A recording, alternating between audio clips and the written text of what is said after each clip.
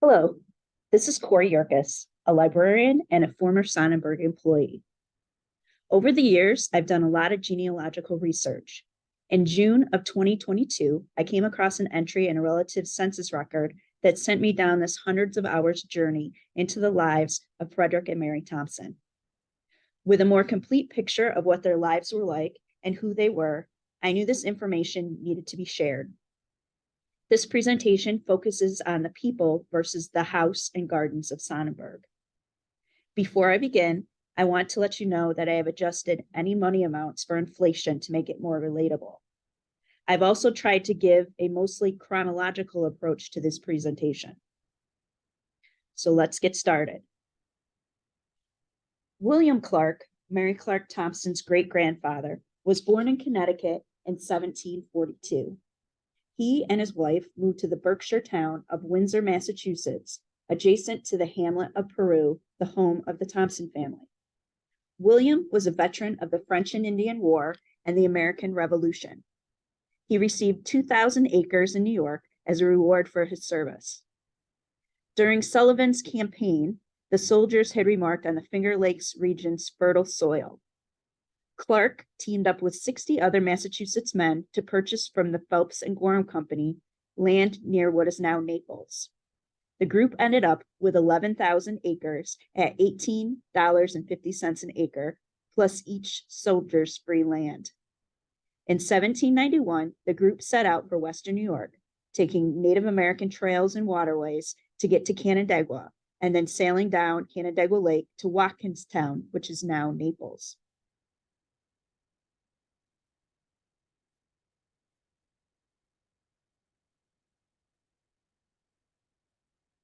William's son, Mary's grandfather, Joseph, was married to Mary Sutton, who was admired for her spunk by her father-in-law.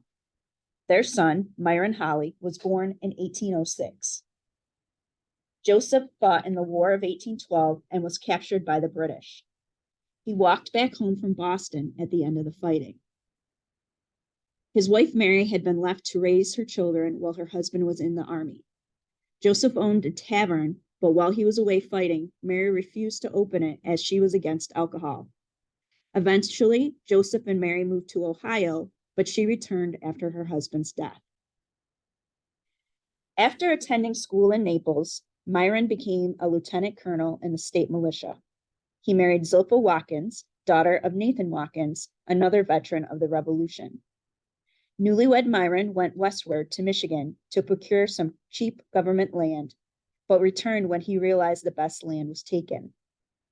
Myron and Zilpha's first child was Lorenzo, born in 1833, and he attended the Canandaigua Academy. Daughter Zilpha was born in 1834 and was the Clark's oldest daughter. She later attended the Ontario Female Seminary in Canandaigua.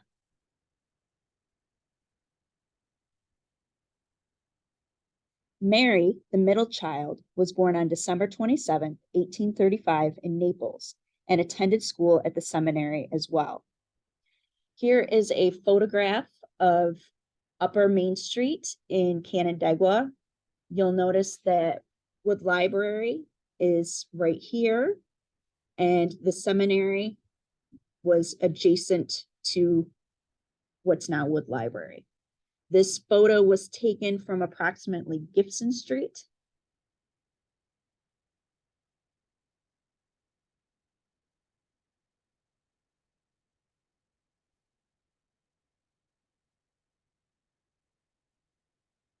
At the same time, in New York City lived John Thompson.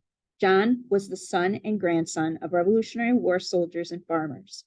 He was born in Peru, Massachusetts in 1802. The Thompsons were well-to-do, but taught their children to work hard and to be thrifty. Initially a teacher, he eventually became a lottery dealer for the firm Yates and McIntyre, raising money for Union College. He earned $35,000 in commissions in 3 years. John married Electa Ferris, daughter of Solomon Ferris of Ulster County, at her family's home. They had met there during a church camp meeting in 1831. The following year, the Thompsons moved to the city with plans for him to become an exchange broker. At the time, All banks were under state charters, and each bank had different paper money. Paper money was supposed to be backed by gold coin.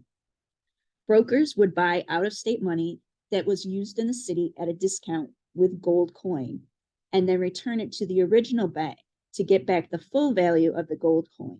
So the difference between the discount and the full amount was the profit. Mr. Thompson specialized in notes from Philadelphia, Charleston, Baltimore, and New Orleans, and traded money with other New York City brokers based on what cities they were focused on. Besides his business in currency, in 1839, Mr. Thompson sent a letter to Samuel Seward. Seward's son William was the governor. Mr. Thompson wished Samuel to remember him to his son because he had just applied to be a notary and a commissioner in New York City. Frederick Ferris Thompson was born in 1836. He was the youngest of the Thompson children. His sister was the eldest surviving child, followed by brother Samuel. On the screen now is the Ontario County Jail. Back in Canandaigua, Myron was the county sheriff for 2 years, moving his family to Canandaigua in 1837. Their fourth child, Charlotte Clark, was born at the jail in 1838. She attended the Albany Female Seminary while her father was governor. This is a photo of Peacham, Vermont. Young Fred Thompson attended the Peacham Academy in Vermont, even though his parents were against it. He stayed with the family and earned his room and board by taking care of their livestock. Frederick wanted to continue on to Dartmouth, but didn't meet the age requirement. In 1852, he went to Columbia College. And here is a photo of what the Peacham Academy looked like and his listing in the grammar school's yearbook. For some reason, Fred ended up transferring to Williams College in Western Massachusetts. He was one of less than 200 students and 8 faculty on the campus. There, he witnessed some of his fellow students struggling to pay their tuition.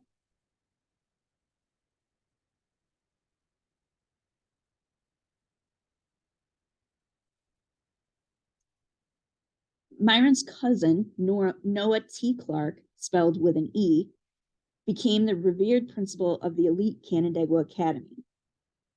Also living in Canandaigua at the time were Alva and Lizette Warden, the in-laws of William Seward, the governor of New York. Mr. Warden and Myron Holly Clark knew each other. In July of 1849, Myron was elected president of the Canandaigua and Corning Railroad. He became the Canandaigua Village president in 1850. He also owned a hardware company on Main Street, which eventually was replaced by the Cooley's hardware store, which is pictured here. A year later, in 1851, he was elected to the state senate. He pushed to have railroads consolidated and to cap fares at 2 cents a mile. The New York State Library has some personal letters of Governor Clark, mostly letters from 17-year-old Mary to her father and her sister during the time that her father was in the Senate. By now, the Clarks had moved up to Gibson Street to number 29, which is opposite the parking lot of St. Mary's Church. The house still stands there. In the letters from Mary, we hear the curiosity of the young Clarks about what life is like in Albany and what Myron and Sister Zilpha are up to. We learn about the events in Canandaigua, gossip about neighbors, and how Mr. Clark used to send his carpet bag by train each week to have his wash done and sent back to him. Mary chastises her father a lot for not writing or coming home on the weekends, as well as not sending newspapers to read. She often scolds her sister for not writing.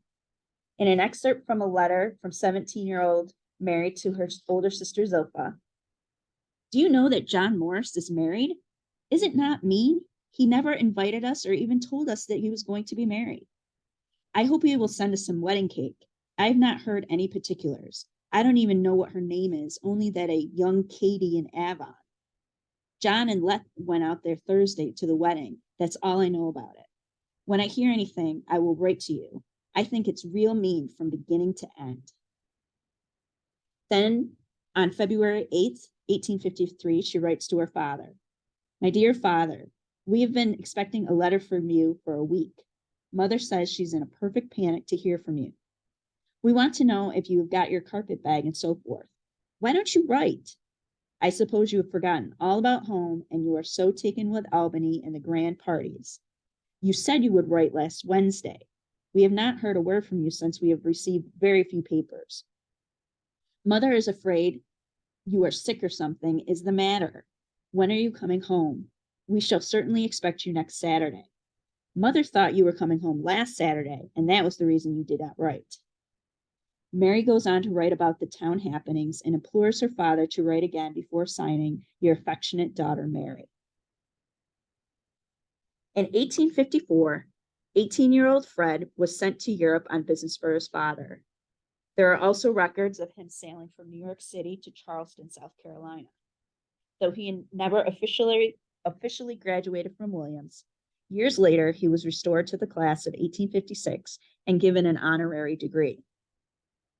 With about 8,500 denominations of money circulating in the United States, experts were needed to identify counterfeit paper money and identify which banks had enough gold to back their paper money and were therefore healthy. John Thompson had hired correspondents to go to cities to exchange the paper money and collect intel. Some banks refused to give Thompson the gold that he deserved, trying to keep it in-house, and they were sued by John and lost. Myron Holly Clark became the last Whig and the first Republican governor of New York in 1855. He supported temperance and was known for his common sense. Daughter Zilpha accompanied him to Albany.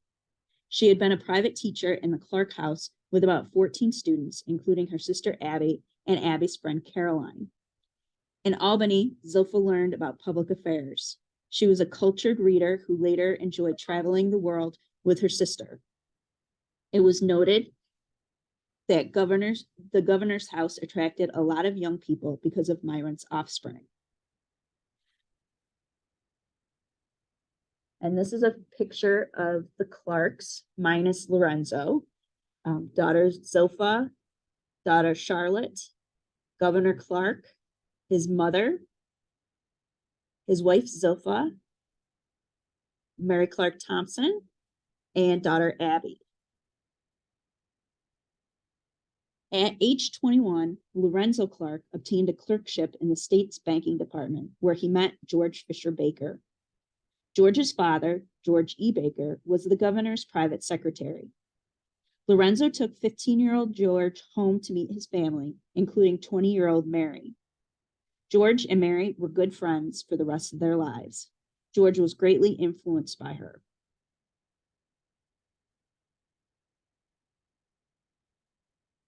Here are photos of Abby Clark and Caroline Cowles Richards. Abby Clark was the youngest Clark child and was considered the most charming and vivacious of the family. She was a friend of Caroline Cowles Richards, who grew up to write the book Village Life in America, detailing what it was like to grow up in Canandaigua in the 1850s and 60s. And this book can be found digitized online as well as in local libraries.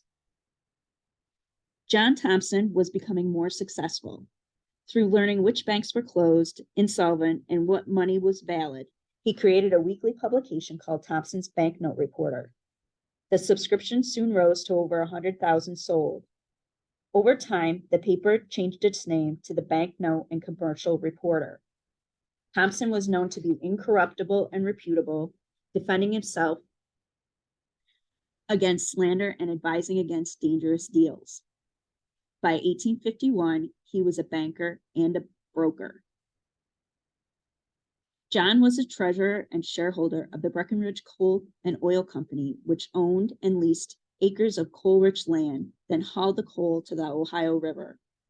Shares of the company were $3,600 each. Fred worked for the company both in New York and Kentucky. The oil was touted as a better way to heat an office. By now, Thompson's son had joined the family business. Sometimes they acted as exchange agents, returning paper money to banks to see what happened. They also sought out unused Revolutionary War land grants of veterans and bought them to resell. It was during this work that Fred traveled to Albany. According to George Fisher Baker, Fred was invited to the executive mansion and met Mary and George at a farewell ball in 1856. On November 3rd, 1856, an issue of the New York Evening Post detailed a scandal in the Clark governorship. It was said that a judge had resigned his post. An assemblyman, Judge Peabody, was rumored to be his replacement, and that Clark and Peabody had an understanding. If Peabody took the judgeship, then young Thompson, a son of a broker in the city, should go to the assembly to finish the term. However, Peabody was not given the judgeship, so no assembly spot open, but we also don't know which son of Mr. Thompson it was referring to.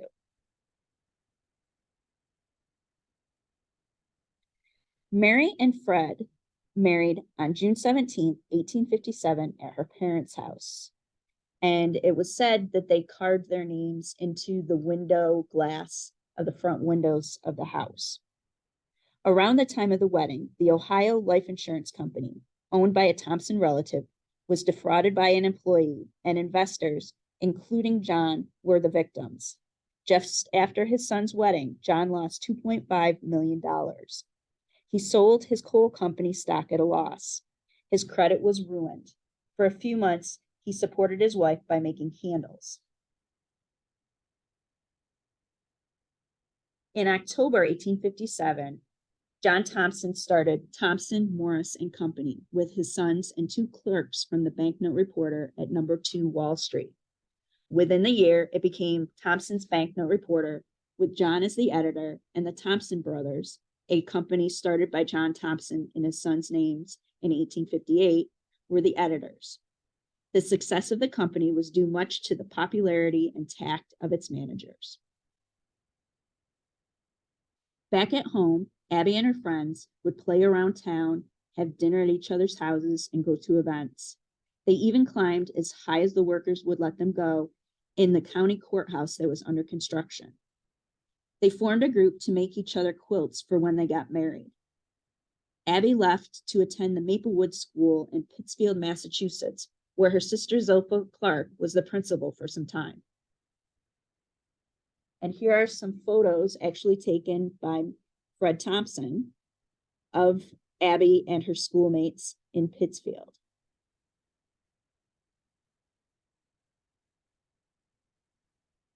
In 1859, the Thompsons, Governor Myron Clark, and Theodore Hall organized the State Bank of Michigan. Lorenzo Clark became the president of the new bank, which would eventually become the First National Bank of Detroit. John Thompson frequently interacted with the New York State Banking Department. He said that if he got help at the banking department, his best contact was George Fisher Baker. By this time, Samuel Thompson had married Abigail Sherman of Boston, and his sister Eudora married Francis Granger Adams, who ended up in the banking system with the Thompsons. Here is a photo, probably taken by Fred, of his parents, his wife, and who I'm assuming is his sister Eudora.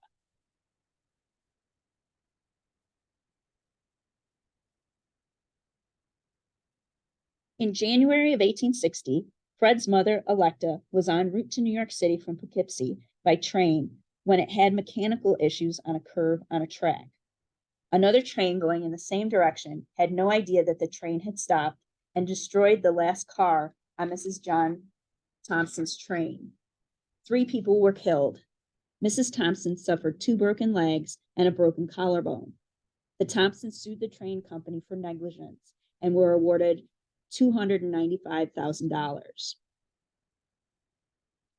Young George Baker had started to buy stocks during sell-offs from the banking failures of 1861. He wrote his father for money to buy more.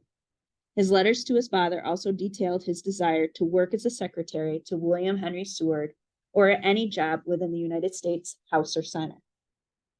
In September of 1861, The governor created the New York 7th Militia to protect New York City, and Fred Thompson signed up and became a lieutenant. That fall, George Fisher Baker had dinners with the Clarks at Mary and Fred's house in New York City. They all journeyed to Detroit for Lorenzo Clark's wedding, where George was a groomsman. Lorenzo and his wife would end up having a daughter, Mary Clark, and a son, Emery. Fred was an avid amateur photographer. A photography correspondence club formed and reached 23 members, including Fred, with pictures traded twice a month to study each other's techniques. The group never met in person.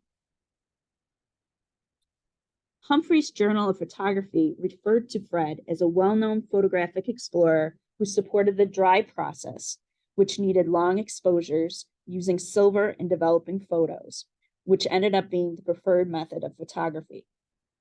Here are some more of his photos taken probably down near Naples.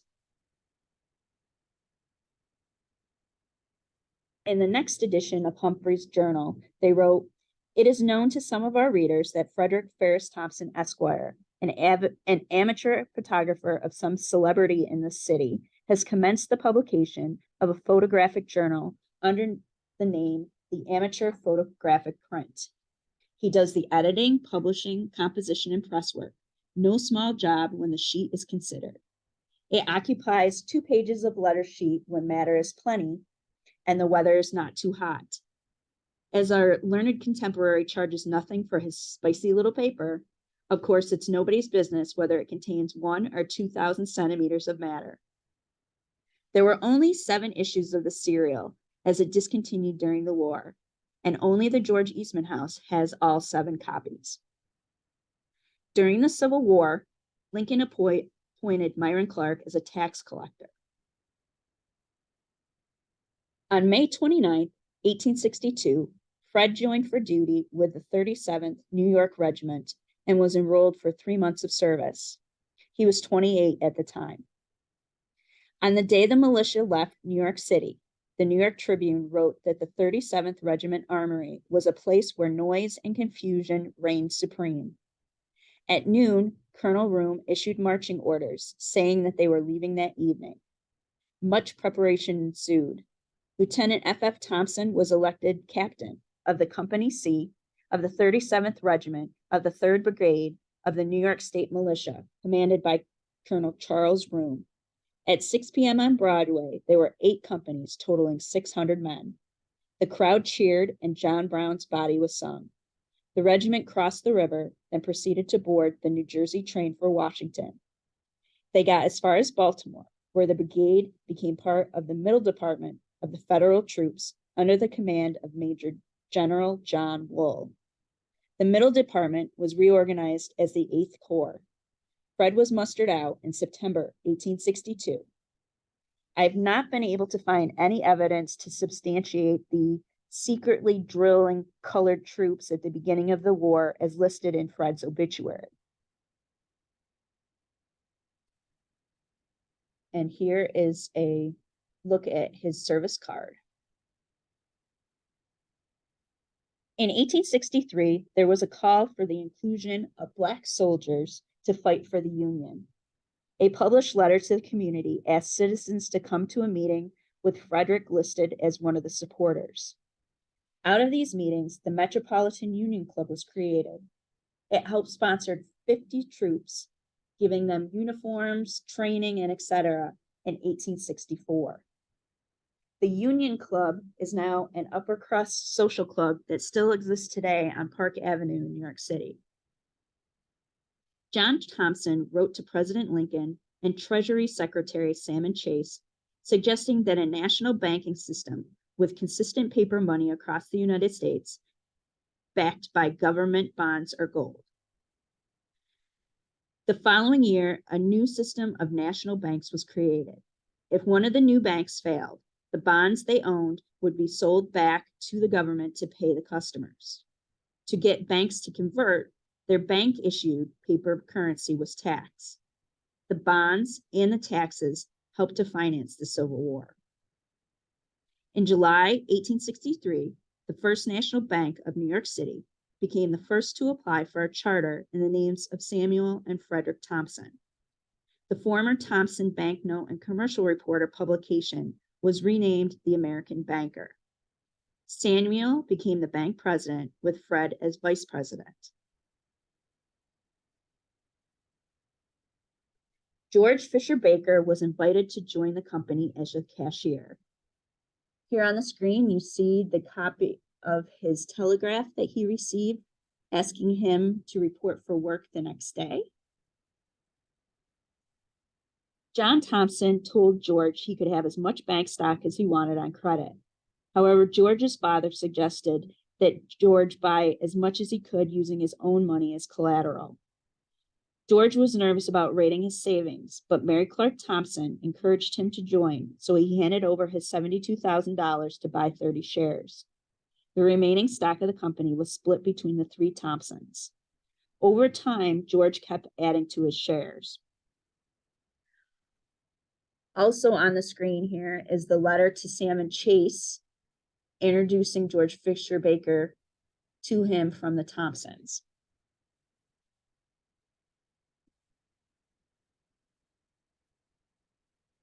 Here is the balance sheet from the First National Bank in 1869. You can see that what their holdings are here. By the end of 1871, the bank's holdings would be listed at approximately $12.5 million.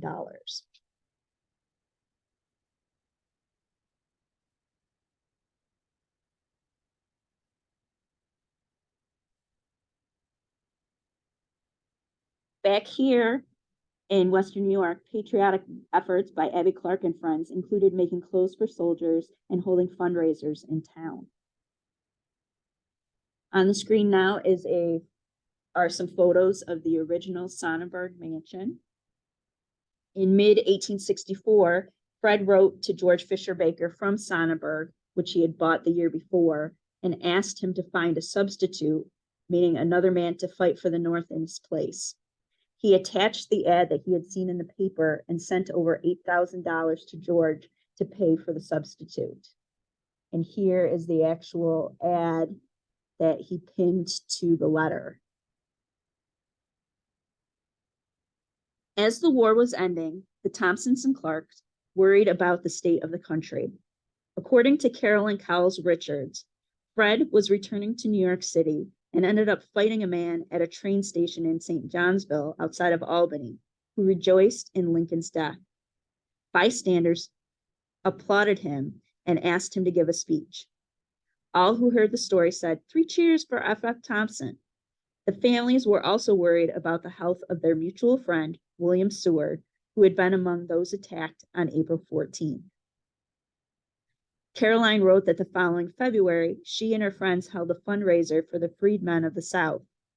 Fred and his future brother-in-law, Samuel Backus, aided in the decorating and setup of the town hall for the event, which raised over $9,000.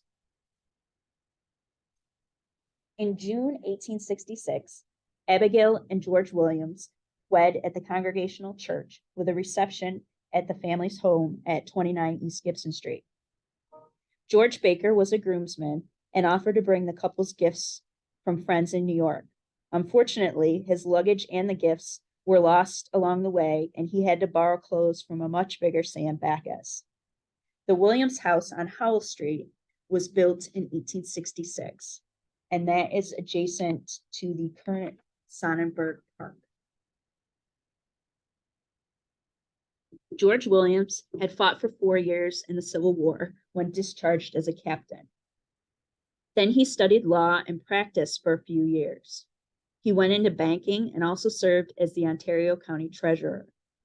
For 6 years, he was a cashier at the First National Bank in Canandaigua. He retired in 1901, always a man of somewhat limited means.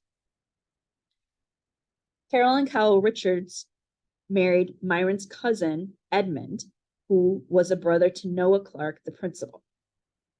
In 1869, Zilpha Clark married Brooklyn-born Samuel Backus, who was 10 years her senior. Samuel was a civil engineer at the time, but had a hand in the invention of the telegraph with his friend Samuel Morse, who was also an acquaintance of Fred's from photography groups. Samuel Backus also worked as an architect as an engineer for the state.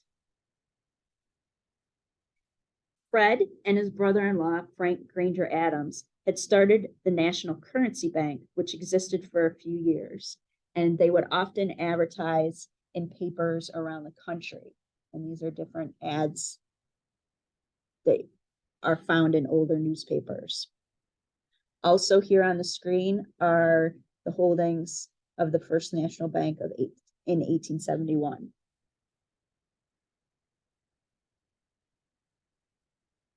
The Clark family spent a lot of time at Pine Bank, their Canandaigua Lake cottage near Naples. According to Clark Williams, Mary's nephew, the men enjoyed spring-cooled beer, which seems a little contradictory to their temperate stance. Myron Clark liked to spend time at Pine Bank fishing.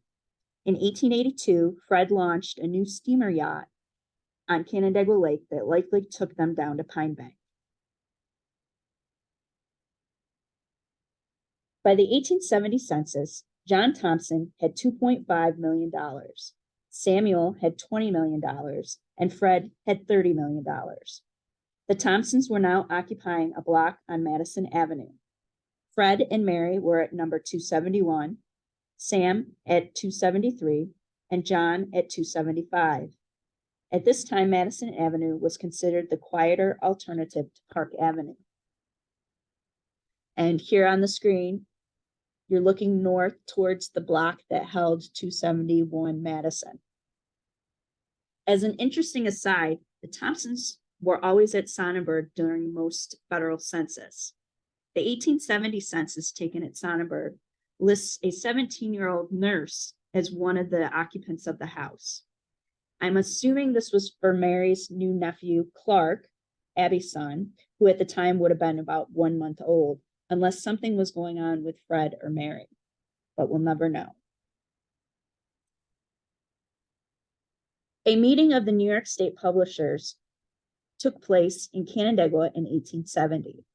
As the publisher of the Thompson Banknote Reporter, Fred attended. Fred wrote the president of the association. Both the editorial we, the writer being editor-in-chief of that first-class weekly, Thompson's Banknote Reporter, and therefore an obscure brother of you, and the we of the family, as the real head of the house, Mrs. Thompson, has particularly ordered her name be used in extending the open arms of hospitality, which means the doors and gates of our residence, to those who know the value of printer's ink. Will you please extend, in our behalf, a most cordial invitation to the members of the Editorial Association to visit us at Sonnenberg as much time on the 16th or 17th as you can designate, or in the absence of any special or convenient time to consider our house and garden thrown open to them individually and collectively at all hours. Yours truly, F.F. Thompson. The group did go to Sonnenberg and held the closing session of the convention in Fred's assembly room, which is near what's now the current Rose Garden. The Brockport Republic newspaper reported on this and said that the upkeep of Sonnenberg, the original one, was $1.5 million a year.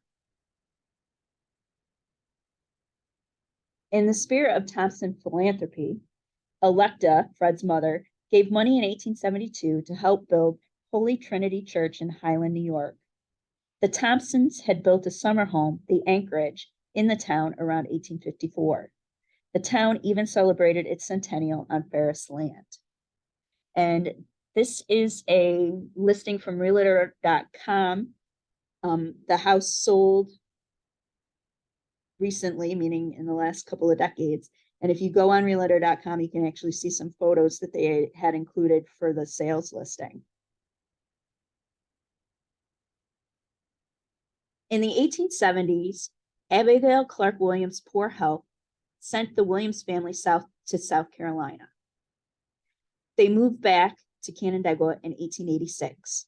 It was customary for all the Clark family to have Sunday dinners at 29 Gibson Street.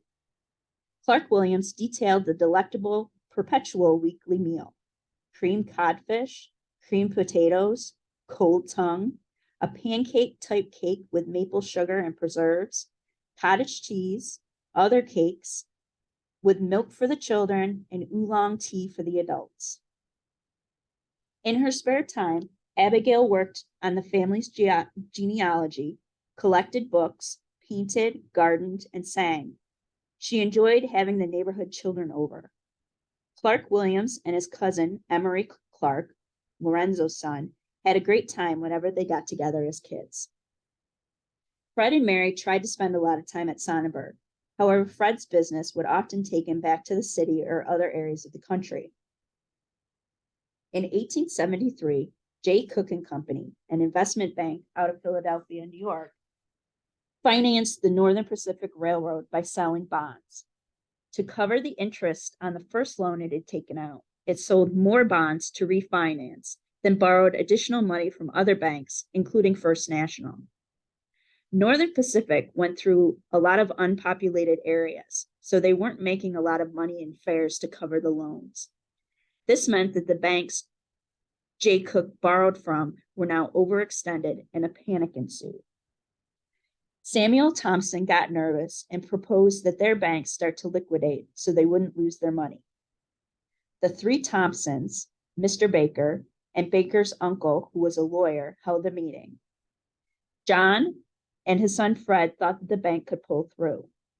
George felt that the worst was over and that Sam's idea would ruin the bank. Fred backed Mr. Baker. Baker offered to buy out Samuel with help from Messrs. Feinstock, French, and Garland, former New York J. Cook branch employees who had not been part of the Northern Pacific issues.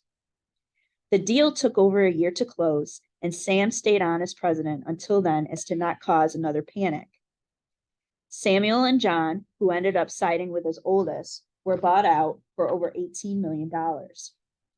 Baker became the president of First National, and Feinstock became the VP. Fred remained as a major shareholder and director. John Thompson publicly wished the new owners luck.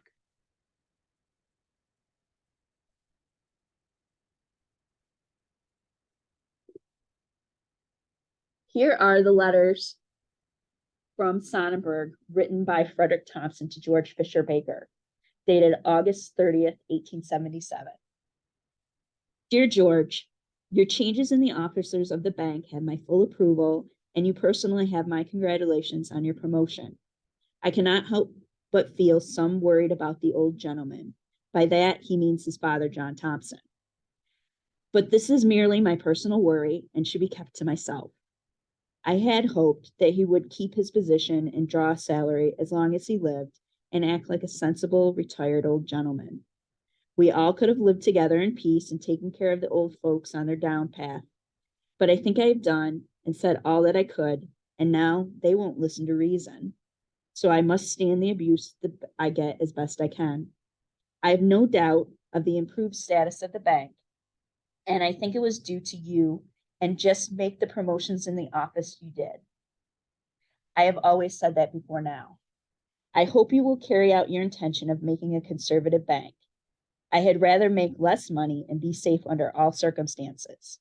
I think Feinstock's prudence is sound, and I don't think his experience with J. Cook and Company hurt his judgment or credit either one bit. You say you bought Sam's stock. Did you buy it for yourself or for French and Garland? Do you want to let me have a share of it, or is it all absorbed? I ask more for curiosity than anything else. I have a curiosity to know what is said and done at the meeting and what JT, John Thompson, and SCT, Samuel Thompson, are saying and doing from day to day.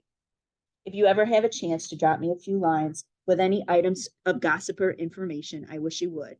I destroy your letters after reading them. Yours, F.F. Thompson.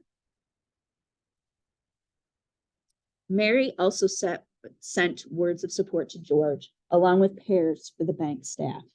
She congratulated him on his new position, saying it was the one good thing that came out of the family strife. Mary was being, as she called it, abused by her father-in-law, and she would like to stay in Canandaigua for the winter away from the drama. Samuel would use some of his money to invest in a clipper ship that was named after his son, the Ferris S. Thompson, in 1874. Myron Holly Clark had a resurgence in the 1870s when the Independence Temperance Party put forth his name as a gubernatorial candidate in 1874. Downstate, during the 1874 New York City season, Mr. F.F. Thompson and Lady were among the distinguished guests noted for the Union Club for the ladies' reception. About 700 people attended the dance and the art exhibit set up for the night. After the Ontario Female Seminary closed, in 1876, Zilpha Backus started the Upham School for Girls, named after the seminary's beloved principal. Mrs. Backus knew languages, literature, and was active in the scientific and literary societies in Canandaigua.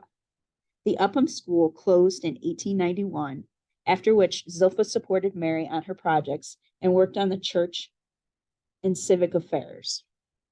And this here shows the school, and the property that it was on is the parking lot area of St. Mary's Church now.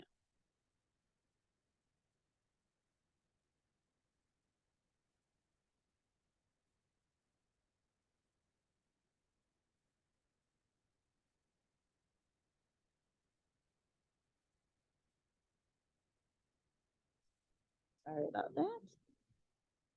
Here is an ad that was in a newspaper showing the Upham School for Girls. Notice that there's no address given.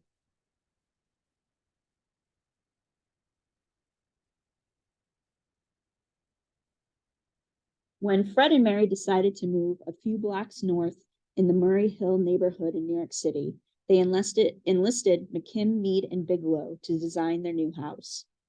Miller McKim and Fred had both been staunch abolitionists, so likely knew each other. Just as work began on the house, Stanford White joined the firm. The Thompsons was the second row house that the architects had built. And here is a closer view of the house. The Thompsons insisted on having a warming area at their entrance for waiting messengers. The house was a twist on the Queen Anne style and had 5 stories. It was reported that Fred and Mary's new house on Madison Avenue cost them $1.5 million. In comparison, William H. Vanderbilt's house cost $8.9 million. And here is a view of some of the rooms inside their New York City house. You'll notice that the library looks a lot like the library at Sonnenberg. And there's the dining room and a little drawing room. And the staircase looks a lot like the staircase at Sonnenberg. And this looks a lot like the Great Hall at Sonnenberg. And another view of the dining room with its conservatory, just like the one at Sonnenberg. Fred's house was lit by gas. Mary enjoyed keeping the house very warm. It was also one of the first houses in New York City to have an elevator. By the time the Thompsons moved to 283 Madison Avenue, Fred's parents were already at number 295, Sam at 297, and Fred's sister, Eudora Adams, and her husband had holdings there too. Mary's nephew would be given number 293 in the future, and Fred's associate from the New York National Bank of New York, Mr. Fahrenstock, lived at 292. George Baker lived farther down the street at 243. When their nephew Clark would visit Mary and Fred in New York City, he would often play with the Fahrenstock, Baker, Hubbard, and Jade children. A houseman would take him to Central Park to play. John Thompson was remembered by Clark as living right next door to Fred. Clark remembered Electa, Fred's mother, as being kindly and wearing a black cap and shawl. Often she would give him about $30 to spend on cookies and candy. Fred and Mary enjoyed attending art shows, auctions, and lectures. In 1869, Fred bought the 30 by 40-inch oil painting Crusader's Return by Emanuel Leutz for $14,000. Mary attended a lecture in 1886 by Henry Stanley detailing his trip into Africa. Mary would sometimes host lectures and meetings at 283 Madison. In 1895, she hosted a series of 6 Shakespearean readings by Locke Richardson, a popular orator of his time. Fred was a short, plump man. He was friendly and kind with a buoyant personality. He enjoyed a good time and liked his photography and printing hobbies. Clark Williams recalled how Fred would create programs and menus for functions the Thompsons held. In 1877, John and Samuel Thompson opened Chase National Bank, named for John's friend Salmon Chase. The Washington Post published the idea that the Thompsons had left First National due to a hostile takeover. Samuel said that they were correct. Fahrenstock and his co-workers had taken over First National, electing themselves as directors. Other bank officers like himself were ignored, so he and his father sold their interest in First National. In the ways of business, John and Samuel and their staff attempted to win back old clients. Here are some letters from the Baker Library at Harvard detailing those who were remaining with First National and those who were compelled to stay or to go over to Chase Bank.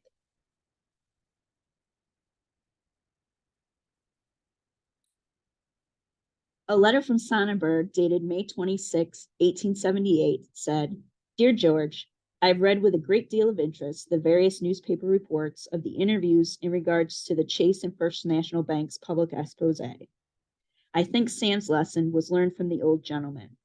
Sam may have said all that the reporters credit him with, but the old gentleman taught him what to say beforehand.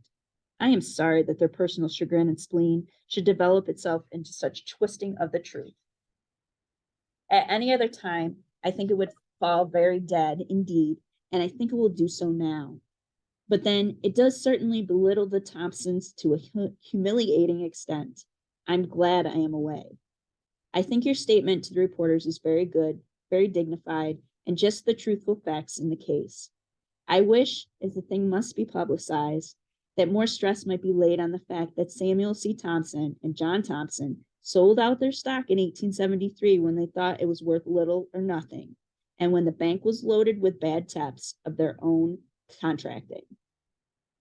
That they thought they were foisting off some worthless investment, and that in the years after, when they found that the new manager of the bank were pulling it up into great prosperity, that they tried to annul their bargain, and it was only personal chagrin that induced them to try to hurt the bank afterwards. I think with Fahrenstock that the proof of the pudding is the pudding itself. However, I don't believe it is going to hurt us or benefit them. Tell Fahrenstock I am much obliged for his enclosing newspaper slips, and hope if anything else is printed, I will receive it, for I keep them in a scrapbook, just for fun. I wrote you today about our coachman. Send up the man you think might do. I'll pay his fare, and will keep him for a week on trial. And if he insists, he can bring a wife, or he can bring her with him if he wishes at his own expense. I had resolved to hire a man here who is a thorough horseman and kept a livery stable, but my wife thinks she would rather have a New York coachman. We are all settled here now, and will be glad to have you drop in on us, or send your wife and the kids up for a holiday before you go to the beach. Give our love to them. Goodbye. Yours, F.F. Thompson." And this is what First National Bank at number 2 Wall Street looked like. George Baker's version of First National Bank ended up not having any branches, just the main office at Broadway and Wall Street. It specialized in the buying and selling of bonds. In the middle of all this controversy, Zilpha Watkins Clark, Mary's mother, died at age 71 on December 12, 1877. Her funeral was held at the family house on Gibson Street and was well attended. Fred owned property besides his house in New York City. For a time, he owned brownstones in Brooklyn. In 1872, property became available in Union Square at 14th and 4th Streets. The land was expected to be the eventual heart of the financial district. During the property auction, bids on the land began at $2.5 million. Fred won the auction with a bid just under $3.5 million. Land in Fred and Mary's name near 135th and Alexander Avenue was sold, as was property on 36th Street, just west of 3rd, for $388,000. Fred also sold land in Sullivan County in the town of Thompson on Dutch Pond, and also in Canandaigua and Naples. Russell Sage and F.F. Thompson were on the board of directors of the Metropolitan Building Company of New York. They owned land between 9th and 10th Streets, as well as between 94th and 95th. They wanted to build model homes for the poor.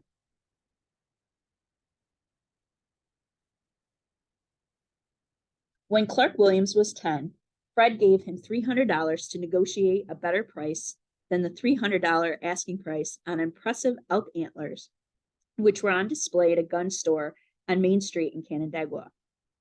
He was told he could keep any remaining money. He ended up keeping $90. When he was 15, Fred sent him to Peekskill to pick up a powerboat, the Red Jacket, that he had designed and had built. Clark was told to make sure it worked and then bring it home. Can you imagine sending a 15-year-old today to finish this task? Clark said that the family always observed morning prayer. Mary and her sisters were very active in the Congregational Church. They would sit in the last aisle pews and acknowledge everyone as they left services.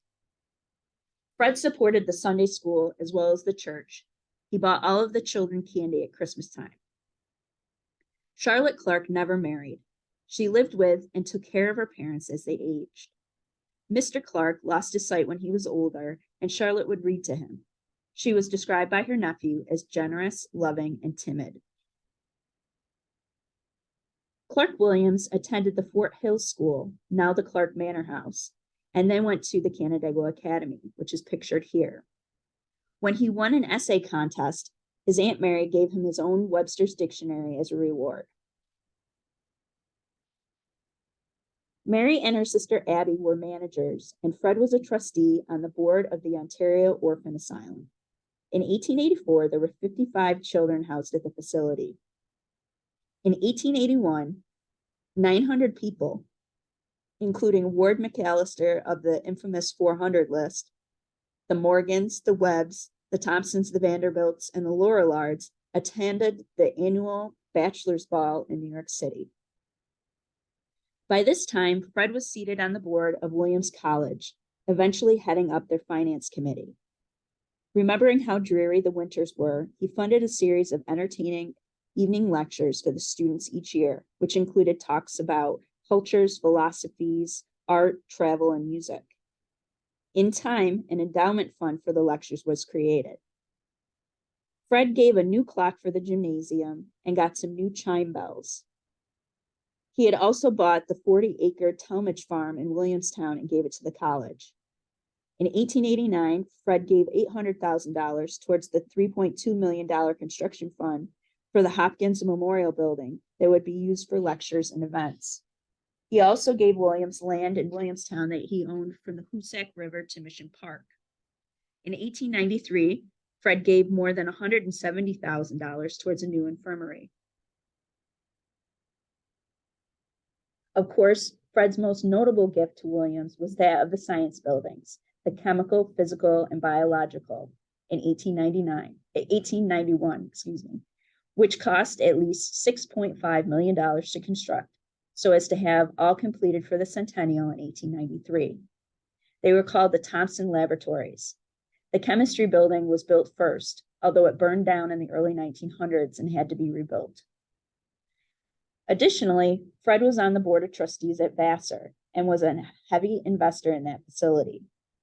From the trustees' notes, we know that Fred and other board members raised $160,500 for a scholarship fund. His 1891 gift was $167,000 to help with the general expenses, in this case to pay for a new gas tank to light the campus. He also funded a 45-foot by 24-foot marble swimming pool for the students as part of their new gym.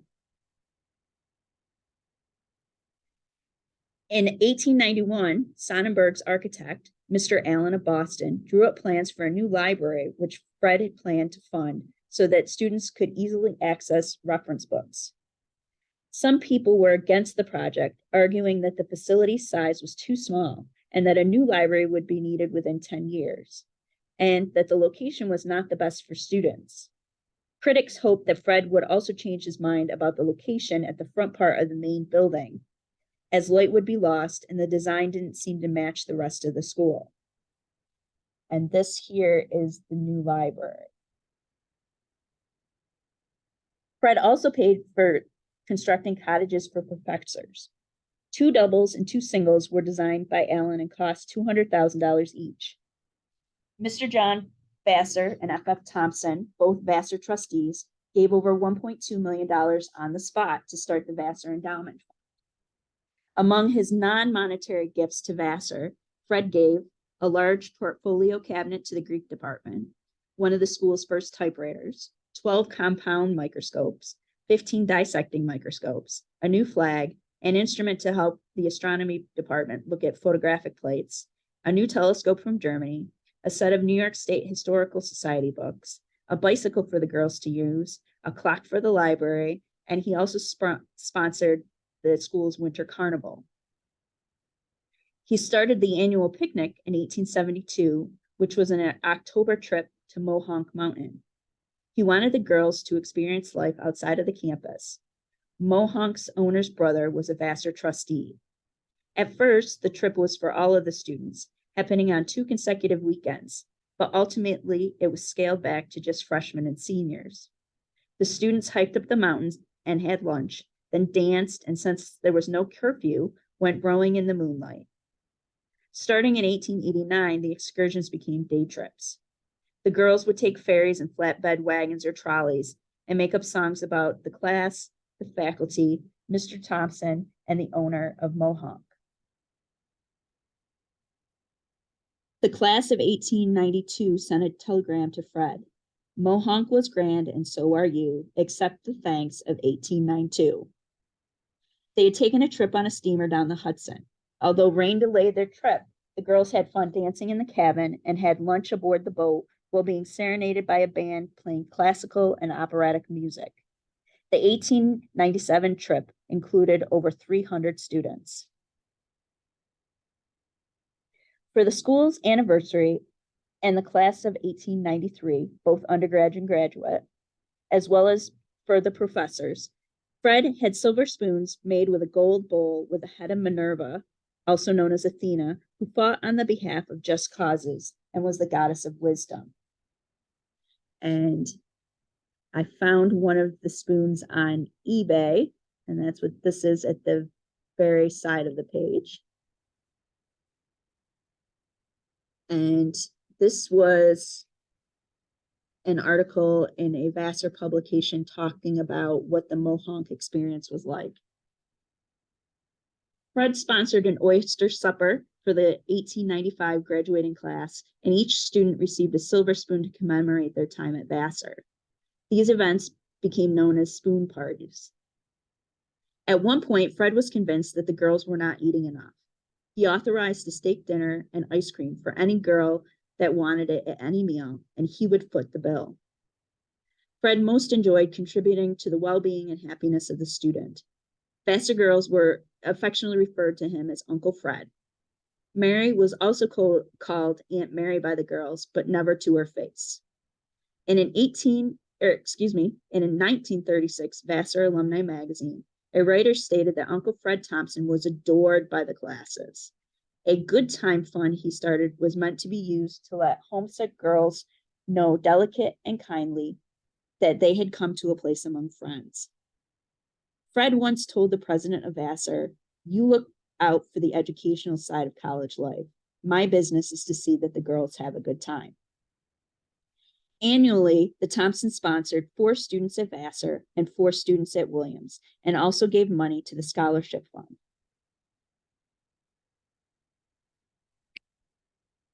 I had always wondered whether Mary and Fred had gone to Newport, considering their circle of friends and acquaintances in New York City.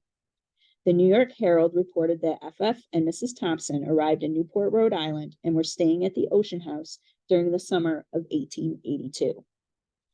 And this is a rendering of that hotel. In 1884, tragedy struck the Thompson family. At the time, Samuel was president of Chase National Bank.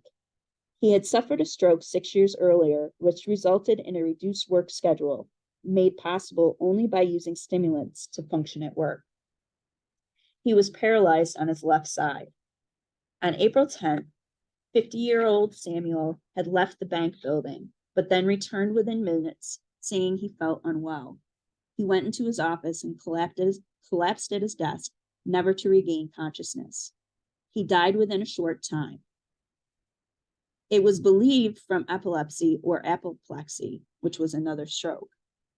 For a while, it was assumed it had been John, not Samuel, who had died. The bank cashier later said that Samuel had been in such poor health that his death had been anticipated daily. Sam was survived by his wife and 16-year-old son, Ferris Sherman. In his will, $2 million of Sam's fortune went to his mother, Electa. After Sam's death, his widow, Abigail, demolished their house, spending $3 million building a new one on the corner of Madison and 41st Street. And this is what the newer house looked like. And she actually had to have some special exemptions made for the bay window jutting out of the side of the house. And they dictated that it could only jut out less than 2 feet from the side of the building. John Thompson took over as president of Chase for the next 2 years until John's son-in-law, Francis Granger Adams, became director of the bank.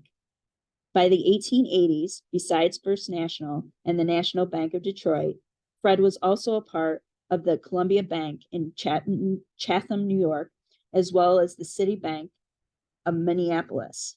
He then started to invest in railroads. In 1883, Fred attended the first ever trial run of an electric motor train on a steam engine track in Saratoga. It went 1 mile up and back and derailed on the return trip with 70 people on board. Fred must have been suitably impressed, though, despite the derailment, as he was one of the original investors in the New York and American Electric Railway companies in 1885. They were looking to experiment with running trains by electricity on 2nd Avenue elevated railway. At the Museum of the City of New York, Fred's lapel pin is part of their collection, and it allowed him free trips on the railway.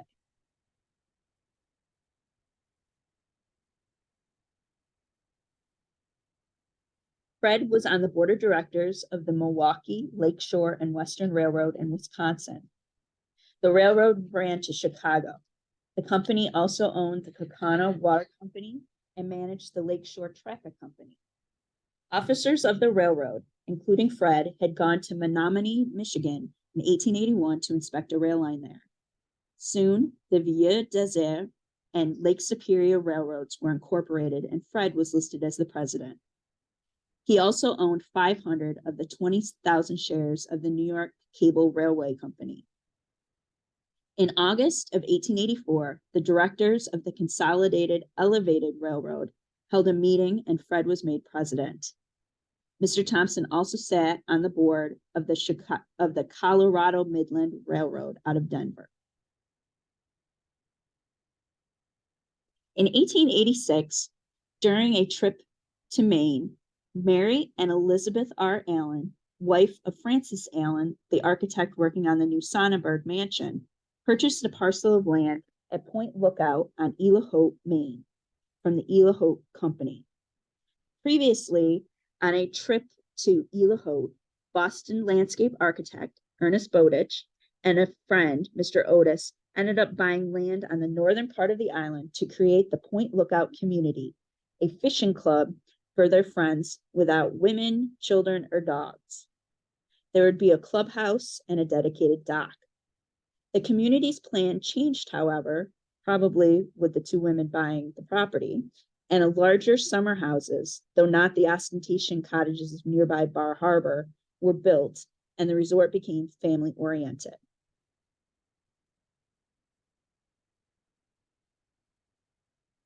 Here is a photograph with Fred sitting in the center, most likely taken on the clubhouse porch. Those who wanted to join the Point Lookout Club wanted tranquility, nature, boating, fishing, swimming, and hiking. To even get there, one had to take multiple ships and boats. Here's a picture of Fred, probably looking south based on the terrain. In 1905, the Point Lookout Club was labeled Maine's most exclusive summer resort. It even had its own water plant and produce farm. Here's a picture of Fred and Mary, and I'm thinking Mary's sister here. The Allens ended up selling their share of the original 8/10 of an acre parcel to Mary in 1888, and then she bought another 5 acres in 1911. I did a close-up here of Fred and Mary because he just looks like a jolly elf, and he's got this implicit expression on his face. And if you look at her face, it looks like she thought whatever he said was funny, but she wasn't going to let him know she thought it was funny. Here's a photograph that Fred took on Isla Haute. The resort hired local townspeople. Members of the club donated to the local library, town hall, and church.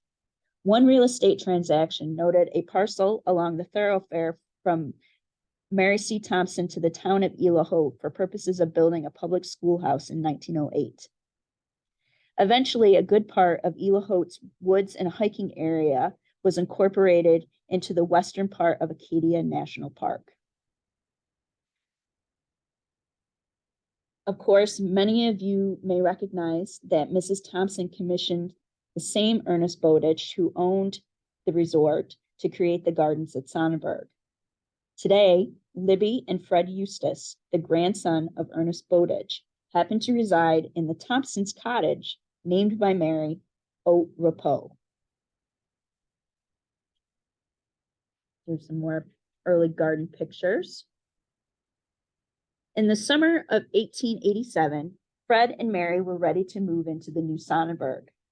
According to the New York Tribune, Fred threw a housewarming party in October. A private rail car was organized from New York City, and the Bakers, Fayentstocks, and others all attended. The builder of Sonnenberg, C.E. Clark of Boston, was also the builder of the Vanderbilt's Marble House and the Breakers in Newport. The masonry for the house was completed by James and Mara of Springfield, Massachusetts, and cost $257,000. Fred was on the new board of directors of the Northwest and Florida Railroad in 1888. It purchased the right-of-way from Montgomery to Chattahoochee, Florida. At the time, only 40 miles of the railroad was functional. In 1889, the Williamstown Gas Company had started building its new plant to bring gas to the town for lighting purpose. Fred had a large interest in the company. The Thompsons gave the Ontario Orphan Asylum $16,500 that year. On Christmas Eve, 1889, arsonists were at work across Canandaigua. The evening had begun with a train collision at the railroad beds that caused some boxcars and a caboose to burn. The fire narrowly missed setting fire to a car filled with gunpowder, keeping the firemen busy. At midnight, a fire was started between 2 barns on Main Street, and 2 men were seen running from the property. Then a blaze occurred at the Sonnenberg farm. A large barn was destroyed, as was 200 bushels of wheat, 20 tons of hay, and 4 horses and 9 cows were killed. The damage amounted to over $230,000. 2 additional fires occurred nearby on Gibson Street and at the McKechnie Brewery on Buffalo Street. Late in 1890, Fred's father, John Thompson, became bedridden with kidney disease and fell into a coma. He died at home on April 19, 1891. His wife, Electa, Fred, and his sister Eudora Friends and medical staff were with him. John had rewritten his will after his son Samuel died, and he left his entire estate to his daughter Eudora. That concludes part 1 of the Thompsons of Sonnenberg.